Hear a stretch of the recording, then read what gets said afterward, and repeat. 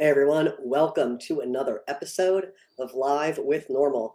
I'm J.M. Padini, the Development Director for the National Organization for the Reform of Marijuana Laws. It's Friday, December 13th, 2024. You know what that means? It's time for me to answer your burning questions live. We're going to talk about all of this week's cannabis policy and science news, and I can't wait to hear what your questions are. So take a quick second, hit that like, follow, or subscribe button wherever you're watching so you never miss when NORML goes live. And let me know where you're watching from. Hey, Samuel, I see you. You were first. Thanks for being here.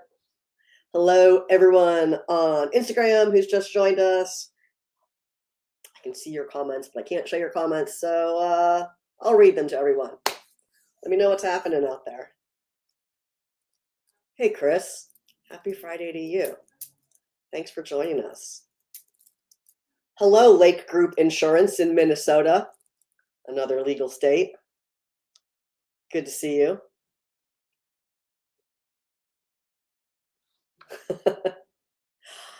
Samuel, I'm so excited. Samuel says, I got my new NORML t-shirt and I'm stoked.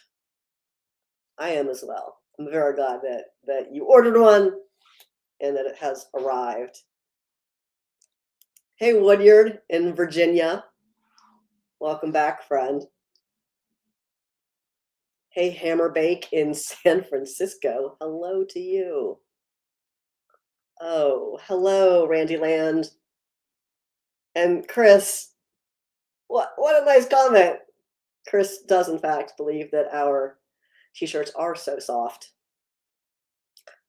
I hope so, because I choose the softest ones.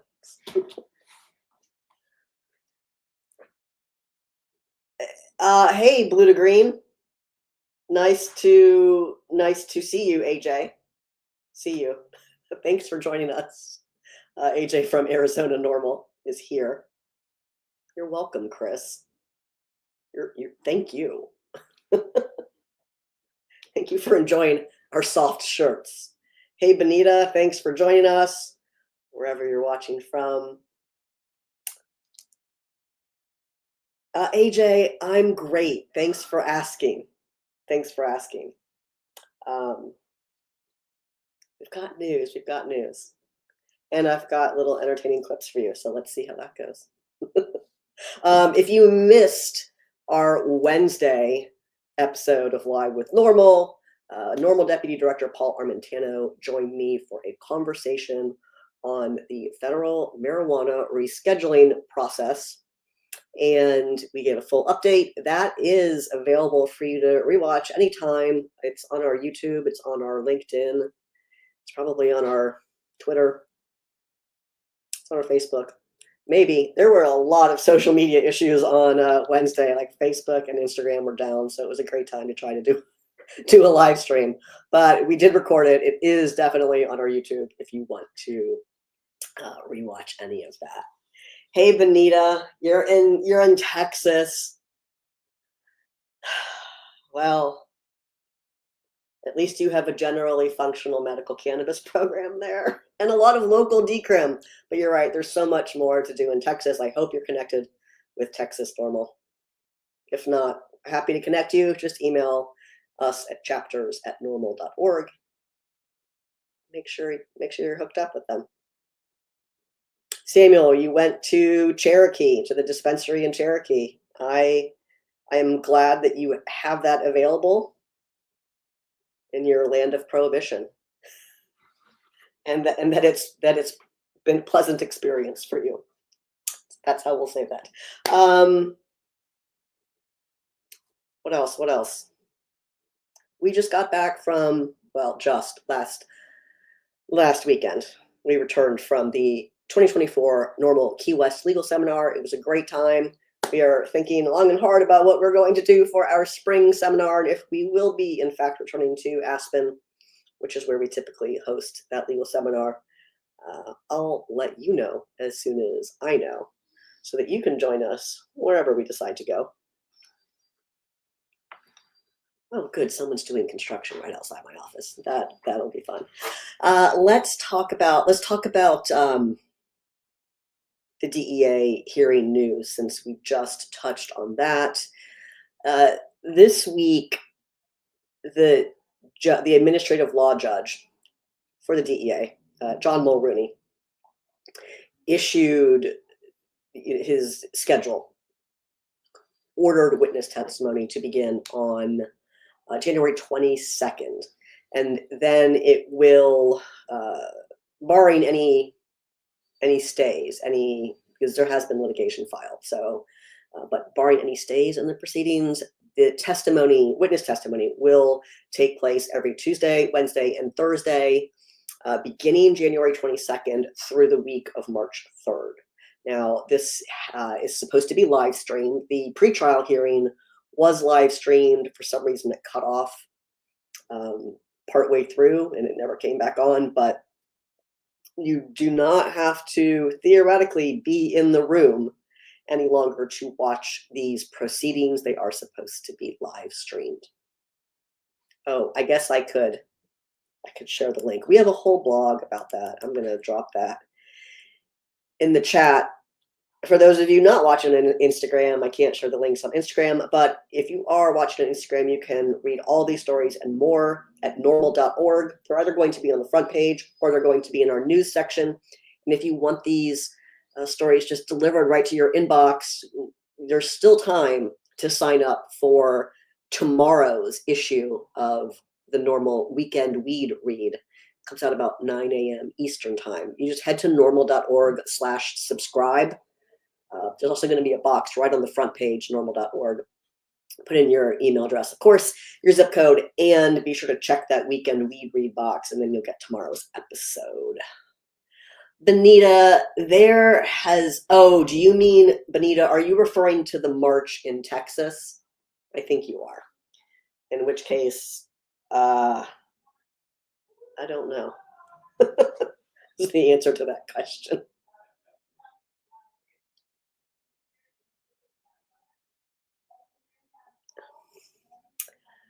Ma'ams, I see your question. I'm 100% going to get to that.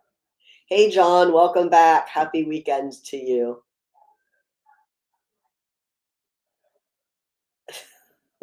All right. Hi, Ellie. I see you. Ma'ams says, greetings.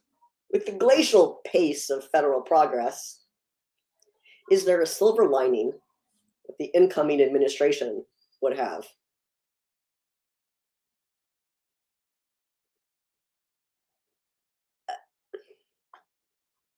Let's find out together. You might recall the first time we saw a Trump administration, he appointed Jeff Sessions as Attorney General, who promptly rescinded the Cole memo, which essentially directs the feds not to interfere in states that have regulatory structures for cannabis.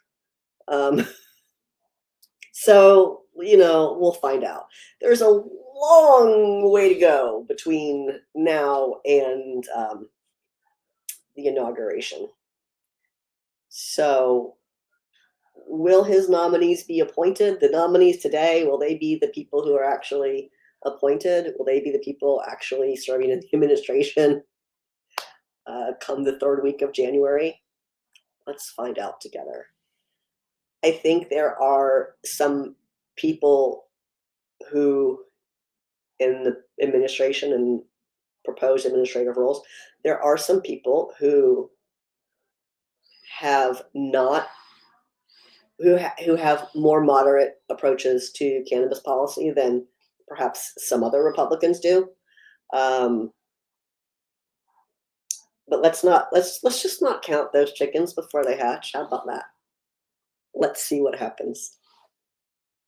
But generally, do I think it's great for cannabis policy? No. But at the end of the day, the real issue is not the administration. Have Americans elected a president who would sign a bill to end federal prohibition? Maybe. But Americans have not elected a Congress that will pass that measure. That's the issue. The issue is Congress. I mean, also the issue would be the president, whether or not they would sign such a bill. But You all have to stop electing terrible people to Congress if you want to end prohibition. You have to elect people who will put forth that bill, bring it to the floor for a vote yes on it. It's just that simple. There's no way around that process. Hello, cannabis connoisseur. I do know that the hearings for the DEA start on January 22nd. We just talked. Oh, it's not the 22nd. I posted. Why? Can you tell me that? Can you? I should have read all of your comments before I answered it. But why do you witness testimony? Let me say that witness testimony begins on the 22nd. You can send me the paperwork. Yeah, sure. Shoot me whatever you got. We are speaking specifically to witness testimony. So while hearings may commence on the 21st, I'm saying this without looking at anything other than what you're saying to me and our article on it. That we're speaking specifically to witness testimony beginning on the 22nd.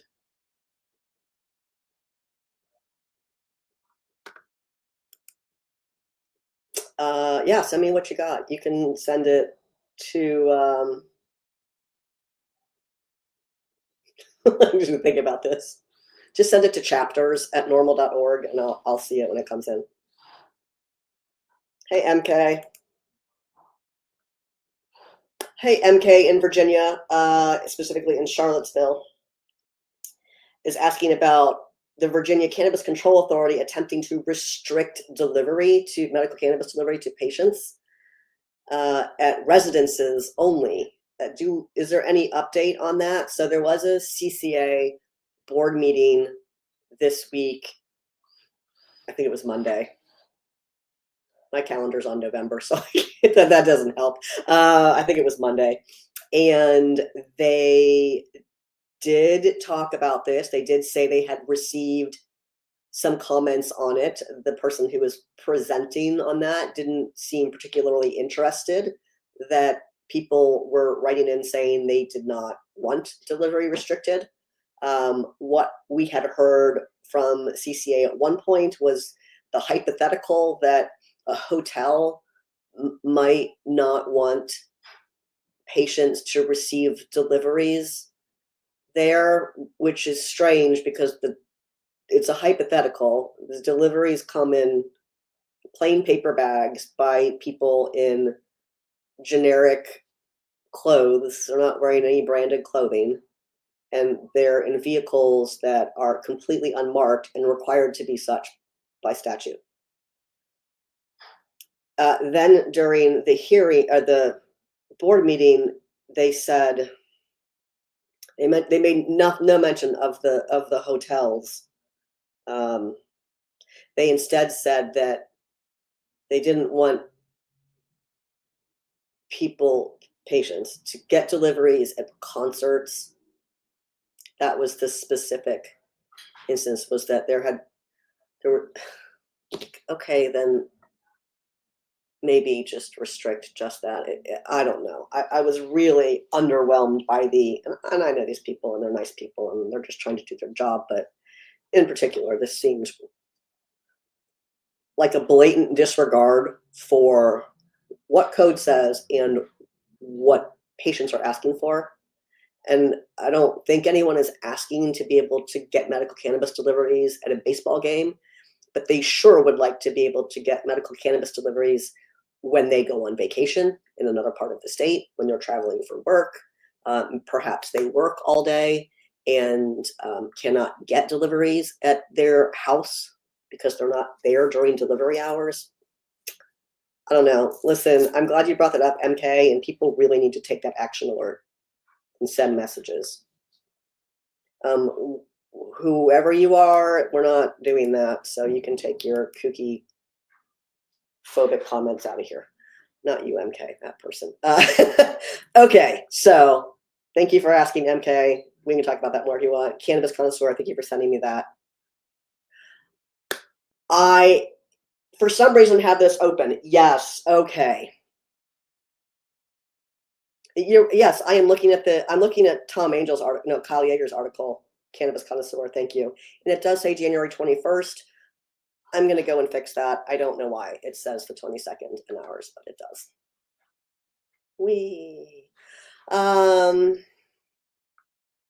Hello, doctor.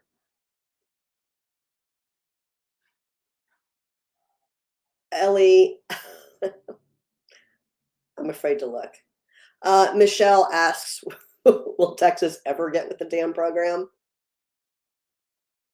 Well, here's what I'll say about Texas. You have a lot of local decrim initiatives, so definitely like lean into those. If you're in a municipality that does not have a local decrim initiative, definitely try to get something on your ballot and get that done. If you're looking at legislative progress that can be made in Texas, it's largely going to be, in our opinion, improvements to the medical cannabis program. Huge room for growth there, obviously. And then when it comes to legalizing adult use or statewide decriminalization, Texas, you have a voter problem. Your voters keep electing clowns to your legislature. If you elect people to your legislature that will not advance these measures, you don't have a path forward. So you really have to look at what can you do, and that's probably going to be some type of improvement to your medical cannabis program. Don't be sad. I mean, you can be sad, but like don't worry that the progress that is available, that is an option to you, isn't good enough, because it is good enough, because the step forward is the step forward, and just keep taking those steps. Eventually you will get your state into a better position, and you will be able to make more meaningful progress. And those little steps all add up. They not only move the ball forward, but they build emotional comfort within your legislature, and that's really helpful. So keep at it and get connected with Texas NORML if you aren't already. Oh, thank you, Mams. Mams adds on to say, would the slow pace of progress slow any rollback? I don't know what rollback's weird, actually. Did I miss part of it? I don't know who's rolling back, but where. Tell me more. Yes, John, there are millions of people no, there are not millions of people incarcerated for marijuana. There are people that President Biden could issue pardons to. Hey, Fred. Happy Friday the 13th to you as well. Hey, Hector on Twitter asking, what do I think about Pennsylvania passing adult use? Any chance it can happen soon? So Pennsylvania will revisit this again in the next legislative session. And there is good momentum behind it, but you definitely have a problem with conservatives in the Pennsylvania legislature not really being all in on this measure. That's who you want to focus on. And hey, maybe you get a bill that gets watered down and isn't perfect. And again, just like I told the people in Texas, that's okay. You have to keep moving forward, and letting the perfect be the enemy of the good is a terrible idea if you are doing policy work.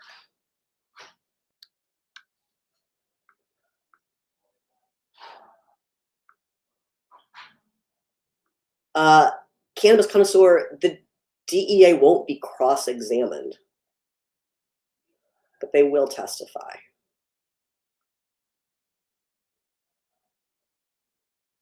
What about Chicago cannabis's new law? I don't know what it is. Tell me more. And why Chicago specifically? Yeah, I know Texas does have a few people have commented on Instagram about Texas being an extraction-based products only state, meaning you don't have flower in your medical cannabis program. You only have products that are made from extracts. You know, a lot of states have started like that. Connecticut started like that. Virginia started like that. I think Minnesota started like that. That's okay. That just means that's the next thing you can work on. Zach, I don't know about the 5-pound pardon in New Jersey.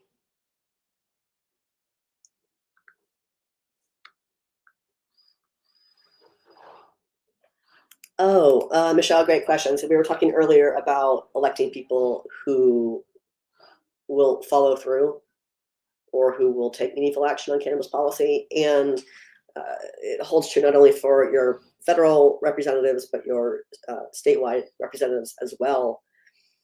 You have to ask them.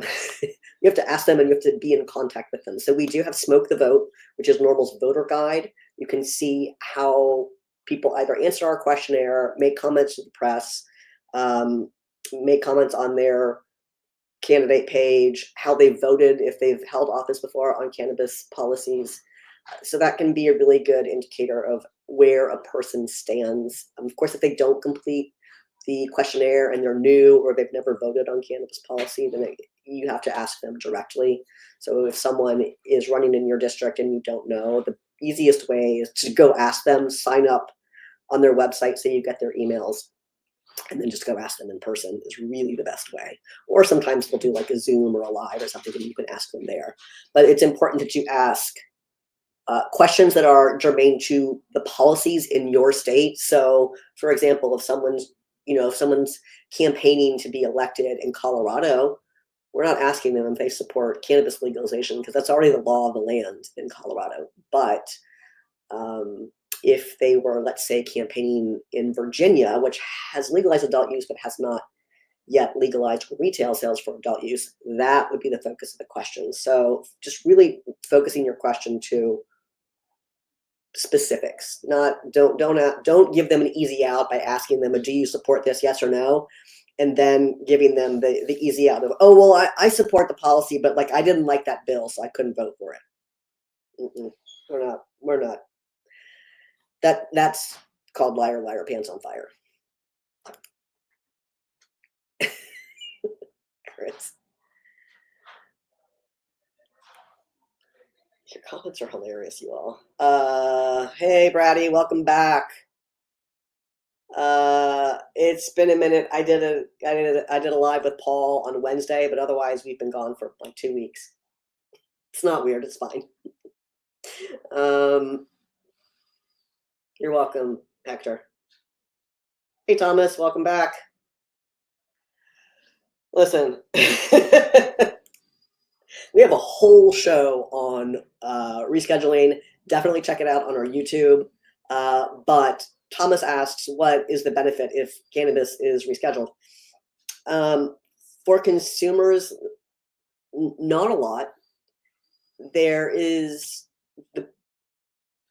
Paul talked about that if marijuana is moved to Schedule 3, that should impact the prohibition, the federal prohibition on owning a gun or purchasing a gun and being a cannabis consumer should. And it should permit state licensed businesses, cannabis businesses, dispensaries, whatever, cultivators, plant touching businesses. It should allow them to then take this sort of standard business tax deductions that they cannot currently take. It does not hand cannabis over to big pharma. If I hear that one more time, stop. Like, people hear this garbage on the internet and they're like, yeah, I'm going to say that over and over. Please don't. It's not true. It doesn't. And this rescheduling is about botanical cannabis specifically. The pharmaceutical industry already makes cannabinoid-based medicines. They can do it if they want to. It's just expensive, and there's already some available. So that misconception that it just hands it over is completely untrue. It doesn't deconstruct state medical cannabis programs or state adult use programs. Everything that states are doing right now that's in conflict with federal law with marijuana as Schedule 1 will still be completely in conflict with federal law with marijuana under Schedule 3. And remember, the FDA does not regulate plants. The FDA is not going to approve botanical cannabis as a drug, as an FDA-approved drug that is available by prescription at CVS. That's not happening. So not a whole lot of impact. If you're a cannabis testing lab and now you do not have to get a Schedule 1 license, you can just get a Schedule 3 license. That's, maybe some lessening of difficulty around research, but cannabis is already one of the most studied substances out there, and the US already leads the world in cannabis research. So this is sort of the short version of what it does. Definitely go watch our show. It's about 45 minutes long. You can hear all of the good things Paul has to say.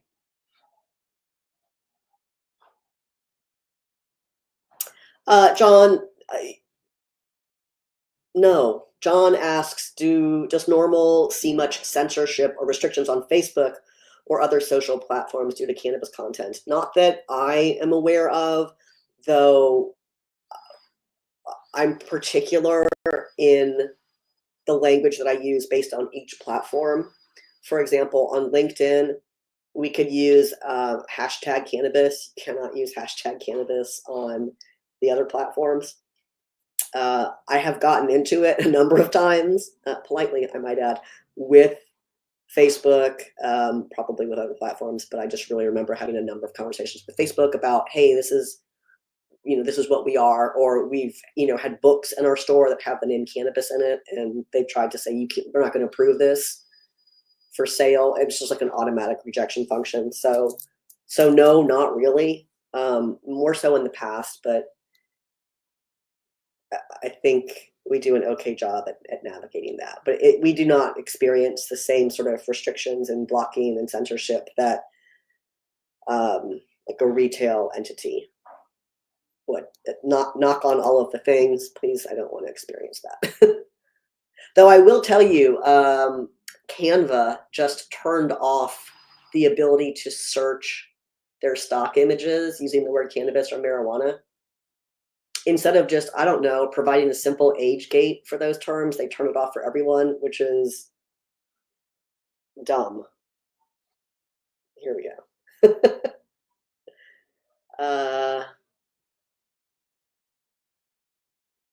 Green zone.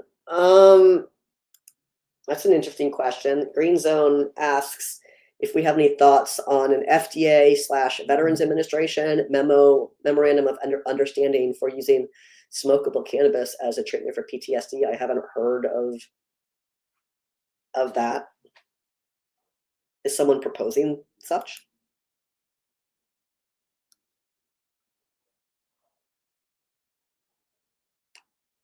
Yeah, I think, and Jeff is adding that says, I know a lot of shops can't advertise, even CBD stores, they get flagged or removed. That's the difference, is that we're not trying to sell anything. We're just reporting the news, or talking about political actions.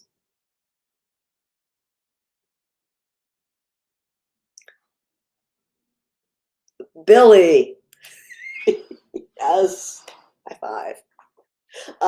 Billy says, I would concur with your comments about moving in the right direction. I would recommend for folks to remember how far we have come with these long, small steps, going back to the beginning from icons like Jack Herer, Gateway Galbraith, and Keith Stroup. Keith Stroup, who founder of NORML, still works here. And pick up the mantle. It's not good enough to do nothing. Be vocal and educate your family, friends, neighbors, etc. This movement is not over yet, and the more we educate on a daily basis, keeps the movement going, moving. Get involved and do your part. Thank you, Billy. Appreciate it. Oh, back in November that happened, Green Zone. I haven't seen it, and it's not something that we've reported on.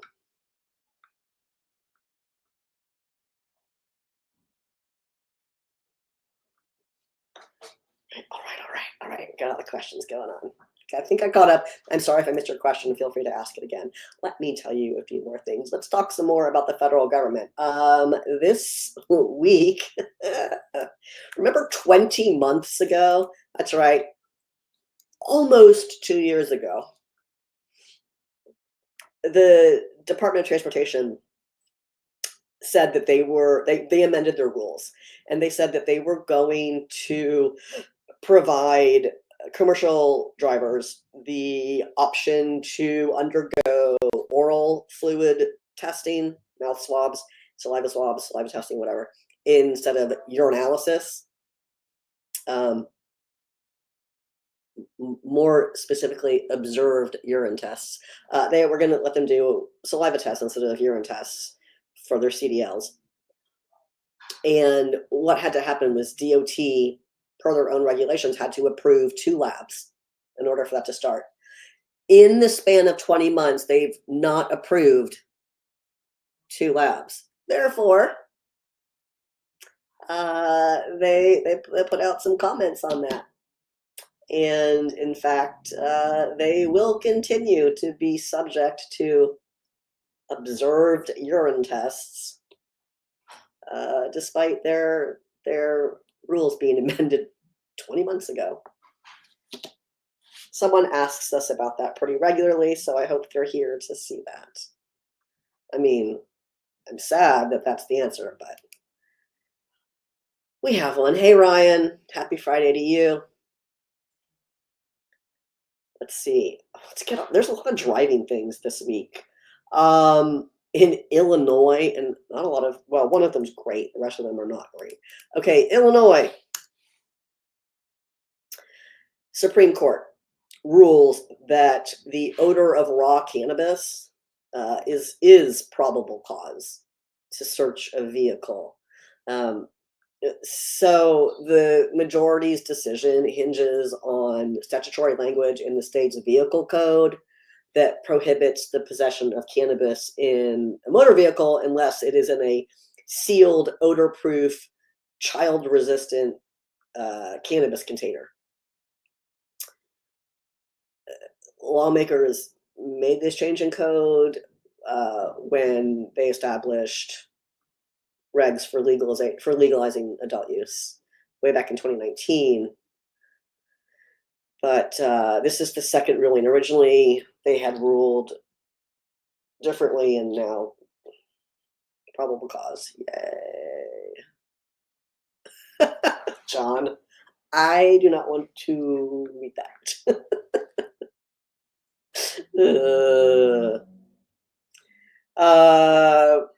Bratty, I hope not. Feel free to guess what this is about. You could win a prize if you do. I'll give you a hint. That's it. That's the hint. All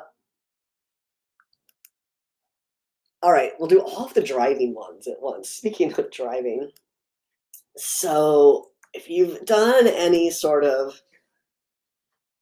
like lobbying work, or you've talked to your legislators, or you've been awake, you've probably heard this prohibitionist claim that legalization, whether it's legalizing adult use or legalizing medical use, you've definitely heard this claim that that legalizing cannabis for either medical or adult use makes people have a more liberal attitude toward driving while impaired by marijuana.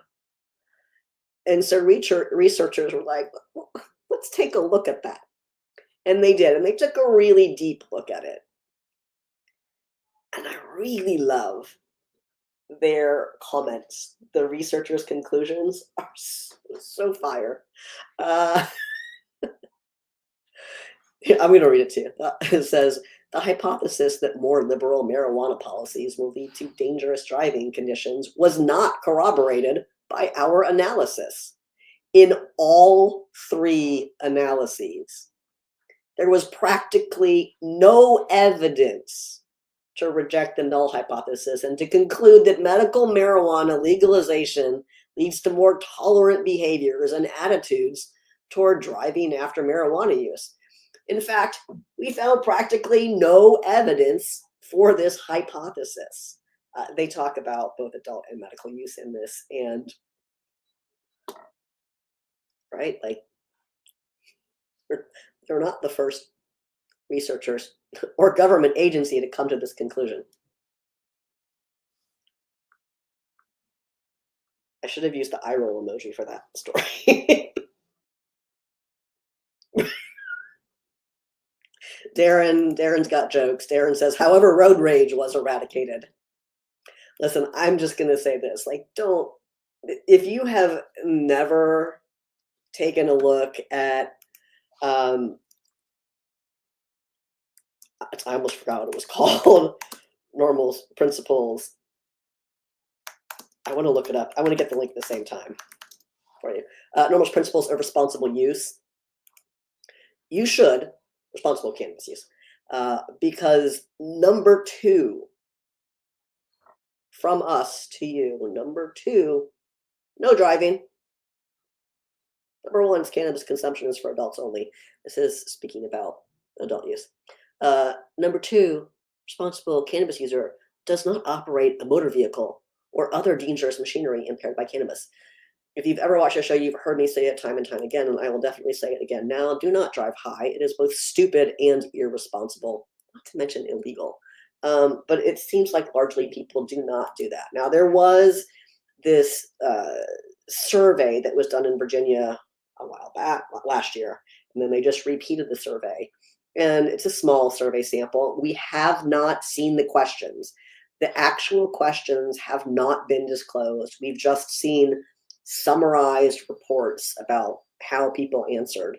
And the people who were answering that seem to not be super smart on driving after cannabis consumption. So don't. But we don't really know what the questions they were asking. Maybe they were asking, have you ever consumed cannabis and then driven, which does not necessarily mean one is impaired, as opposed to, have you ever gotten high and driven, which is a very different question. We have no idea what they were actually asking because, again, it hasn't been disclosed. All right, those are all the driving stories for this week. But believe it or not, there's still more. We have 2 pain-related ones to tell you about, and something extra stupid out of Nebraska. Let's do Nebraska, shall we? Paul just published this story this morning. So in November, voters in Nebraska approved 2 measures, 2 ballot initiatives that will legalize medical cannabis. One, and it had to be broken into 2 initiatives so as not to violate the single subject rule. One initiative legalizes like patient possession and consumption, and the other measure legalized like the regulatory and retail side of it, the production and sale of medical cannabis. And there was a lawsuit filed to try and overturn it. There's another one. It's not enough to file one and lose. You got to file a second one and hopefully also lose. The latest suit argues that state officials cannot legally regulate medical cannabis because marijuana remains federally prohibited. Yet amazingly, the rest of the country is not having a problem with it. Nebraska, what's wrong with you? Not Nebraska, this one person in particular. The suit also alleges that in November 2024, taxpayers paid for 2 statewide votes, which together sought to obtain an objective that was unconstitutional, unlawful, and impossible.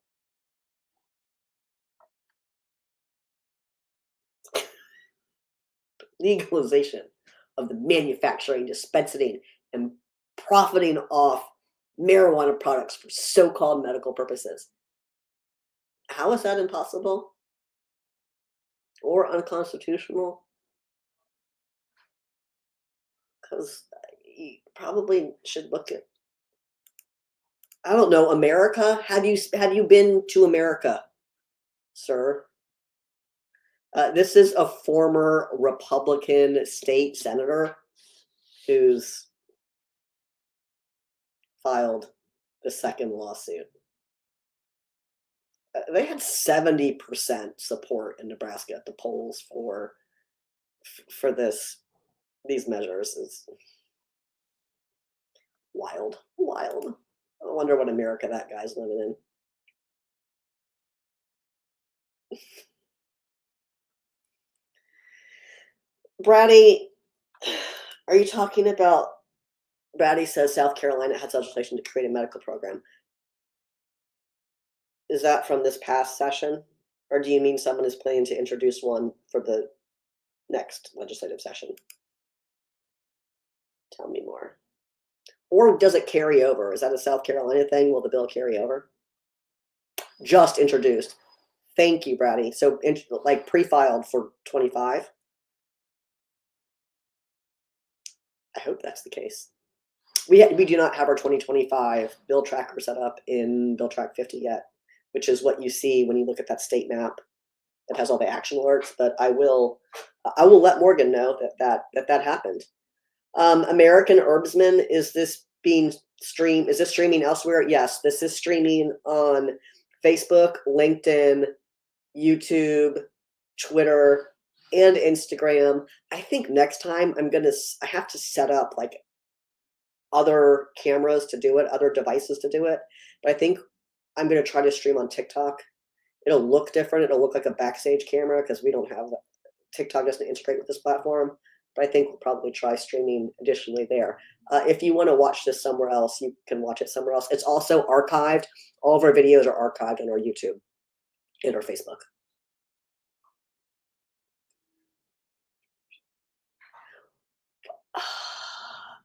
Don on Instagram talking about DCP.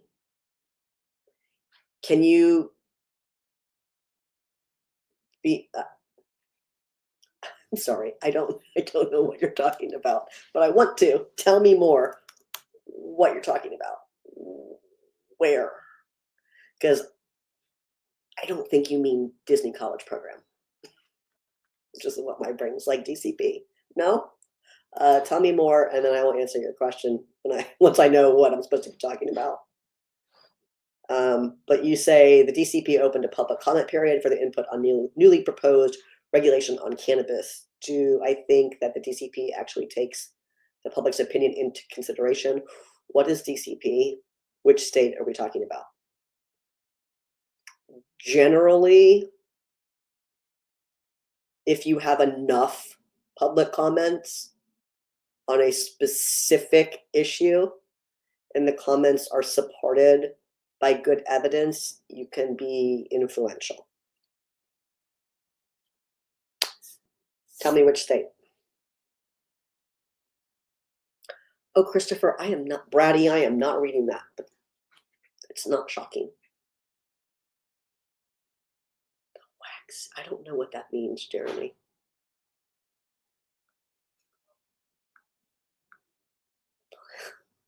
I'm often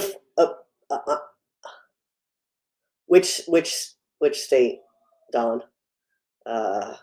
Jeremy, I don't know what you're talking about. I'm confused.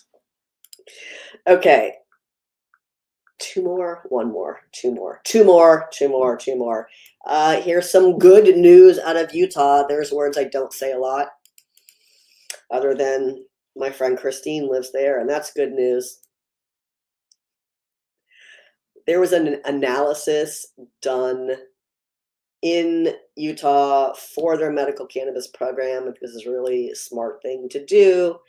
And it turns out that pain patients who are enrolled in Utah's medical cannabis program significantly reduce their use of opioids, because of course they do. Analysts also acknowledge that opioid-related overdose deaths fell significantly following the adoption of the Cannabis Access Program. Of course they did, because that's what happens. And they go on to say that this shift suggests that the introduction of cannabis as a therapeutic alternative may have contributed to a reduction in opioid use among patients seeking pain relief. Good on you for coming to that conclusion. We would generally say that is accurate.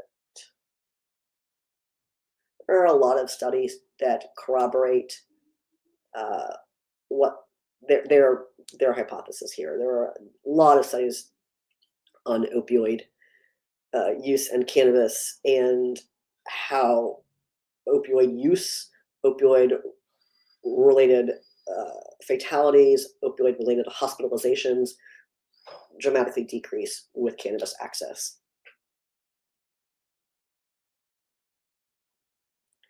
Anita, I do talk about that. It's funny, not funny. Not funny at all, actually. Benita says, I wish everyone would talk about the research from MCV. That's actually Medical College of Virginia, which is now, people still call it MCV, but it's Virginia Commonwealth University. That THC inhibits tumor proliferation. It inhibits the proliferation of certain types of tumor cells. I've talked about it a lot, but that's because I lobby on cannabis in Virginia. And also, it's pretty interesting if you look at, I have this book right here, Clinical Applications for Cannabis and Cannabinoids, a review of the recent scientific literature. That study is very often the first citation in a cannabis clinical paper. You see it over and over and over again.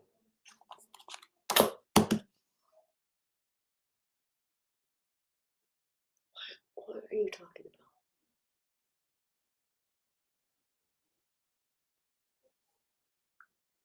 about? It's bratty.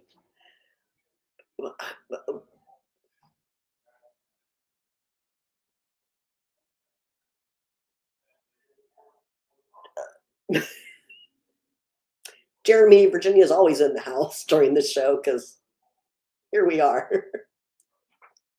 Here I am.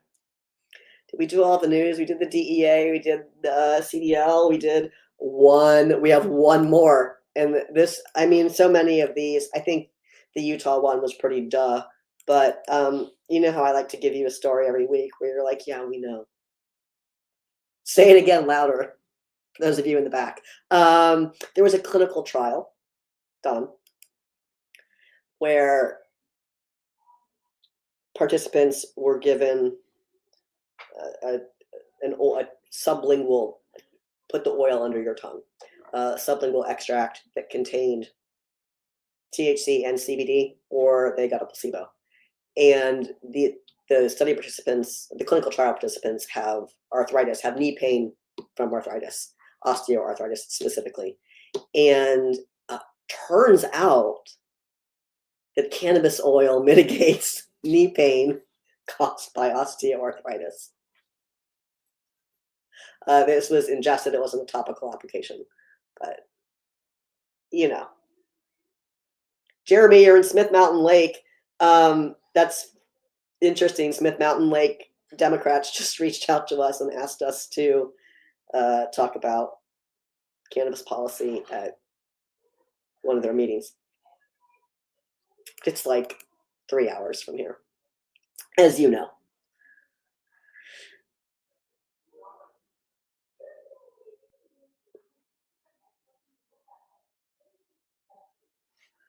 Hey, Rashawn, thanks for joining us. All right, friends, did we do all the, oh, it's almost 5. Surprise to me. Okay, let's tell you a few things coming up. If you haven't yet hit that like, follow, or subscribe button, please do, so you never miss when NORML goes live. We try to do this every week, unless it's like the holiday week or something. You know, I keep looking at the calendar that is on November, like it's going to help me decide what's going on. It's not. And I would have to like crawl over my computer to get it. So let's look at a calendar here so I know what's going on. There we go. All right.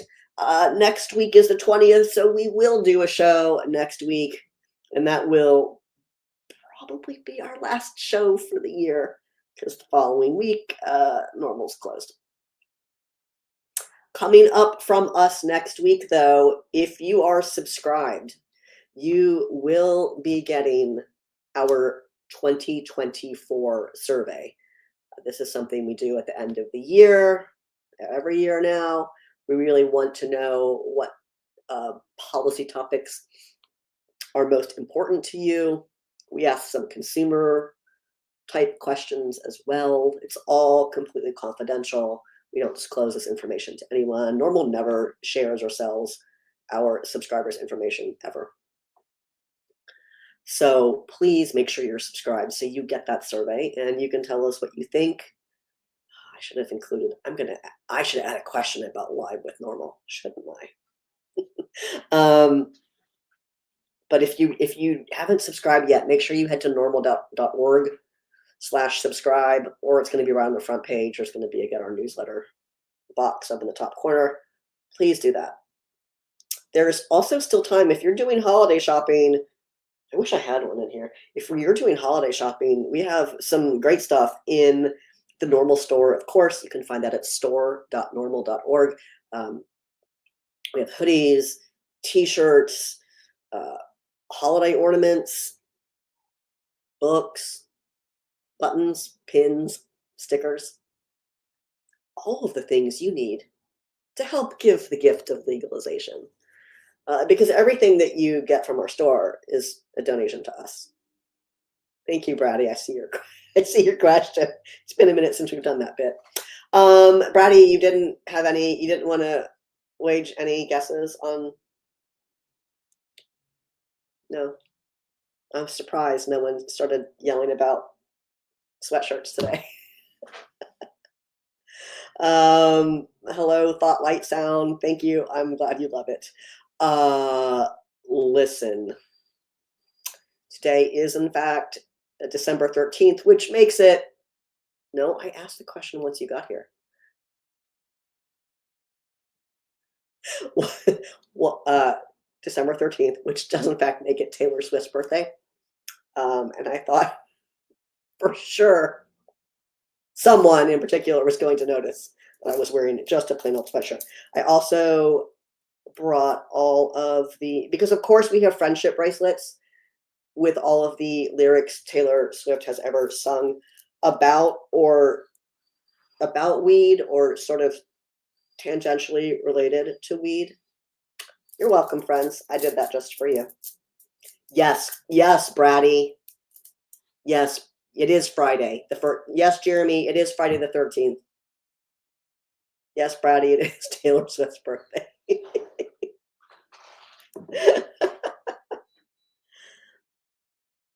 Kevin, I'm sorry to hear that. Kevin says, I'm from Alabama and our medical program is trash. Well, it's not just trash. It's not anything. It's nothing. It's not doing anything other than getting weighed down in litigation. And Kevin goes on to say, we're supposed to already have it and they keep dragging their feet. We need help. I agree. Litigation is entirely commonplace when it comes to licensing now because, as I talk about often on this show,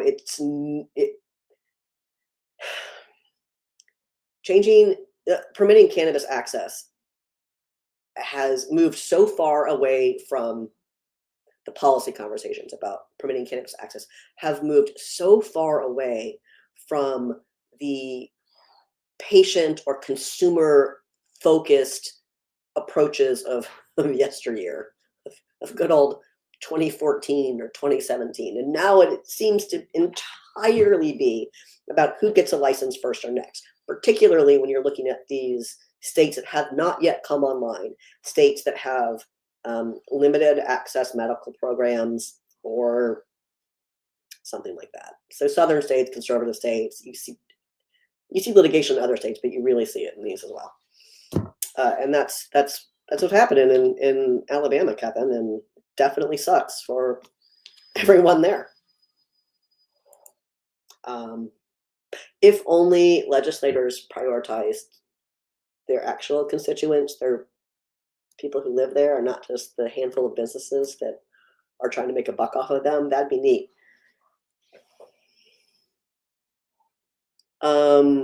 Someone on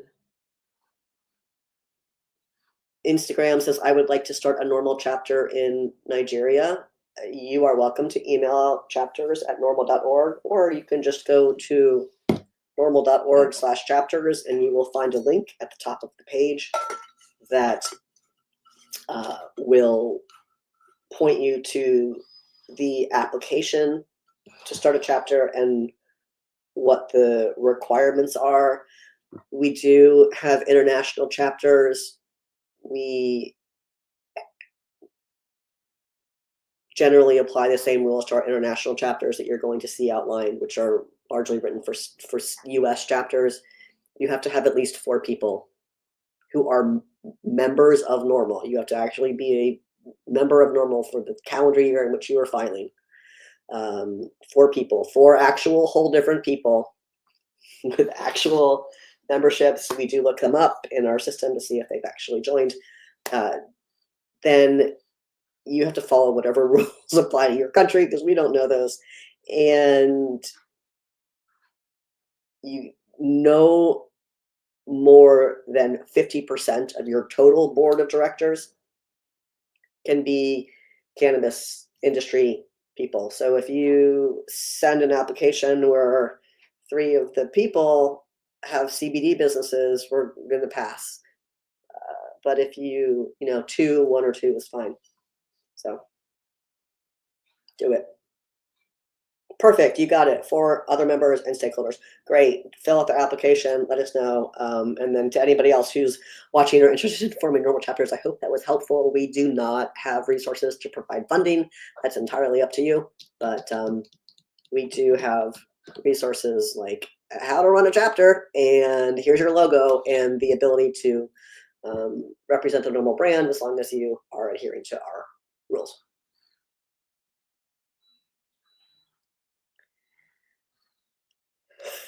Bratty.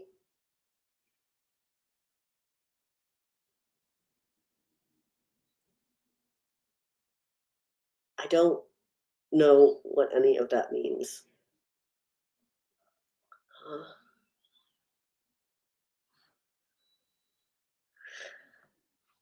Okay. Yes.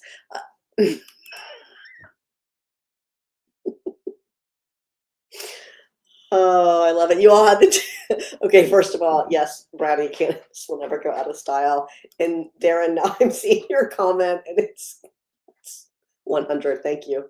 We all had the day off here in Reading, Pennsylvania. You should. Zach, you're welcome. Worldwide, asking for the application, you're going to go to normal.org/chapters.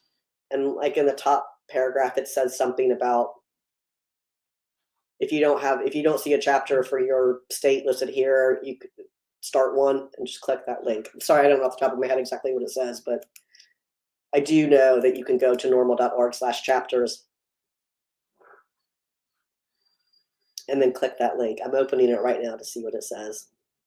It says, if there isn't an active NORML chapter in your area, establishing one is an effective way to organize a grassroots movement to reform marijuana laws. You're going to click on the word establishing, and it's going to take you there. Normal.org/chapters, or you can just click on the menu on the NORML page, and chapters is right there. Normal.org. There are a lot of comments that I don't know what you all are talking about, but I'm here for the entertainment you all are providing. Coming up on Sunday, Sun Coast NORML, one of our Florida chapters, has a podcast called Rotation. You can jump into Rotation with Suncoast NORML Sundays at 11 a.m. Eastern. It streams live on YouTube at Suncoast NORML. It probably streams live other places as well. But you can find them on Facebook at Suncoast NORML. You can find them on Instagram at Suncoast NORML. And you can find them on YouTube at Suncoast NORML. There goes my voice. Coming up in, I know about Mark Fogel, right? Hey, Montco. Hey, Jeff, I see you.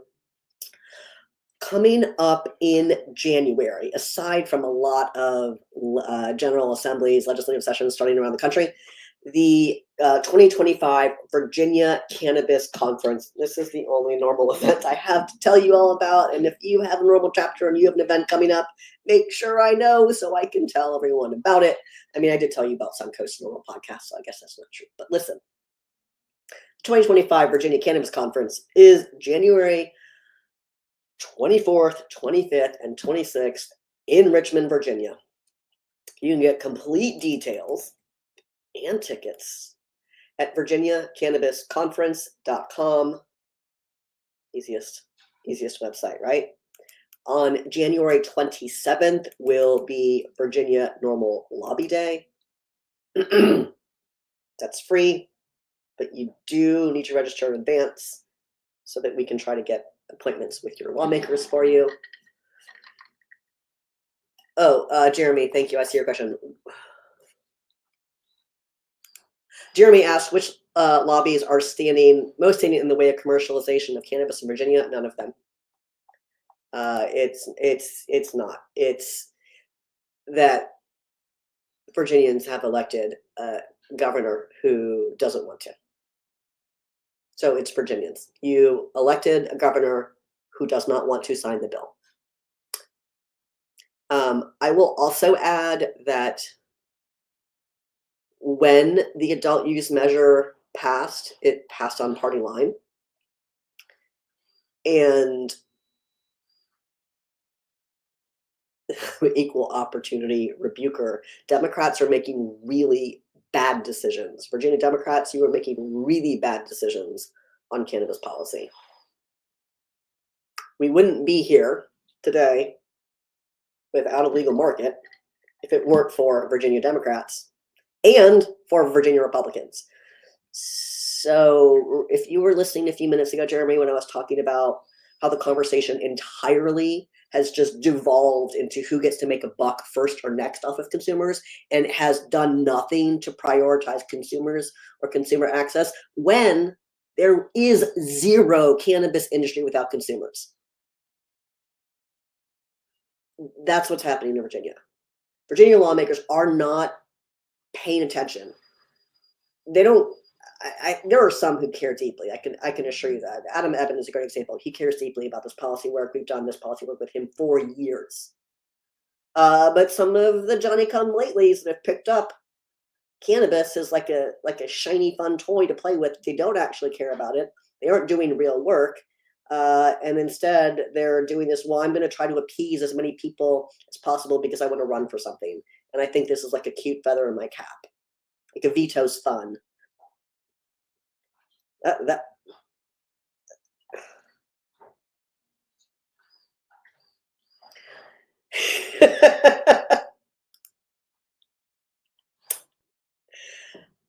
He's going regardless, John. That governor can only, this is his last, this is it. He can't have a consecutive term, another term. So he's done.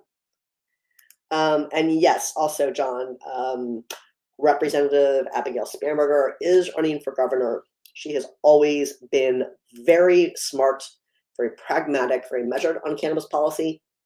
And if she is the presumptive Democratic nominee, we have no qualms with her. She has been in Congress and has voted in support of every measure we have asked her to.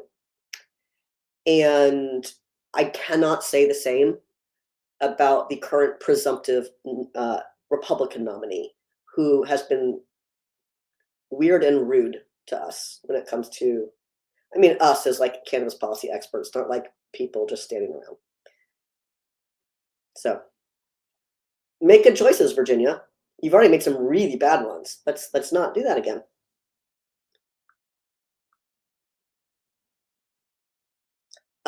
Hey, Zach, I see your question. Zach says, I asked about New Jersey. I can't show it. It's on Instagram. I asked about New Jersey, but I'm from Maryland. Is there someone in Maryland's NORML who could speak to Governor Westmore to pardon nonviolent distribution? Yes, Zach. I would encourage you. First of all, you can probably talk to Governor Westmore. It's not out of reach. But for guidance, I think Luke Jones is really brilliant on Maryland cannabis policy. He's from Maryland's NORML. Zach, if you don't know how to connect with Maryland's NORML, you can email me at chapters@norml.org. Just like, hey, JM. And I'll connect you with Luke because he'll know what answers you need on that.